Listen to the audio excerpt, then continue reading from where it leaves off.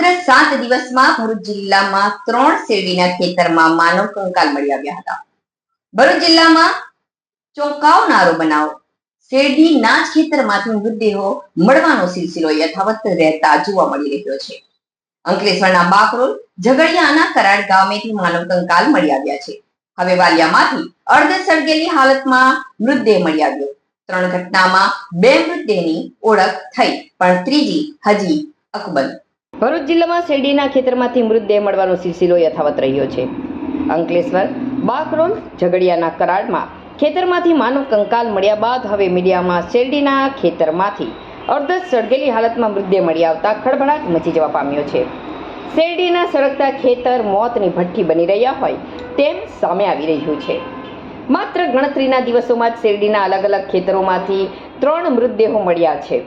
શેરડીના ખેતરમાંથી મળેલ માનવ કંકાલ અને મૃતદેહના સિલસિલામાં પ્રથમ ઘટના અંકલેશ્વર તાલુકાના બાકરોલ ગામે ખેતરમાં શેરડી સળગાવવામાં આવી હતી. તે સમયે ખેતરમાંથી માનવ કંકાલ મળી આવ્યું હતું. આ દ્રશ્ય શ્રમિકોએ જોતા તેઓએ ખેતર માલિકને જાણ કરી હતી. ખેતર માલિક આ અંગે પાનોલી પોલીસને જાણ કરતા તેમના દ્વારા તપાસ શરૂ કરાઈ હતી.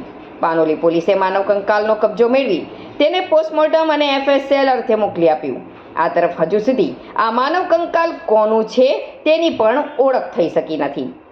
અંકલેશ્વરના બાકરોલ ગામે મળેલા માનવ કંકાલની ઘટનાના 2 જ દિવસ બાદ ઝઘડિયા તાલુકાના કરાડ ગામમાંથી પણ શેરડીના ખેતરમાંથી માનવ કંકાલ મળવાની ઘટના પ્રકાશમાં આવી હતી. શેરડીના ખેતરને સળગાવવામાં આવતા માનવદેહ પણ તેમાં હોમાઈ ગયો. આ ઘટના અંગેની જાણ મજૂરોને થતાં તેઓએ સ્થાનિક લોકોને માહિતી આપી હતી અને પોલીસને જાણ કરવામાં આવતા ઝઘડિયા પોલીસ મથકનો સ્ટાફ દોડી આવીને તપાસ શરૂ કરી હતી.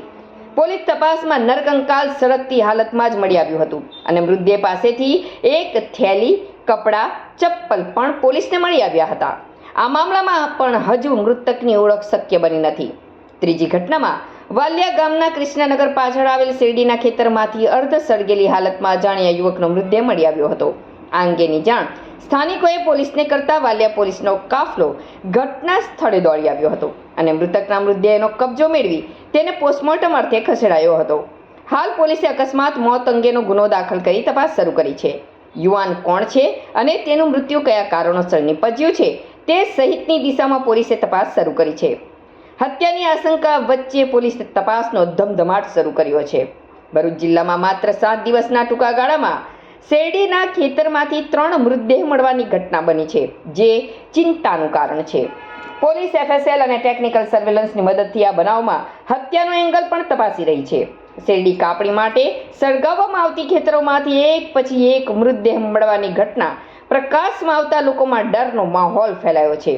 ત્યારે એક જ પેટર્નથી બનેલી ઘટના જોતા સિરિયલ કિલિંગ છે કે પછી હત્યાને છુપાવવા માટે બીજી ઘટના અને તેના પછી ત્રીજી ઘટનાને અંજામ અપાય છે કે કેમ તે સવાલ ઊભા થયા છે.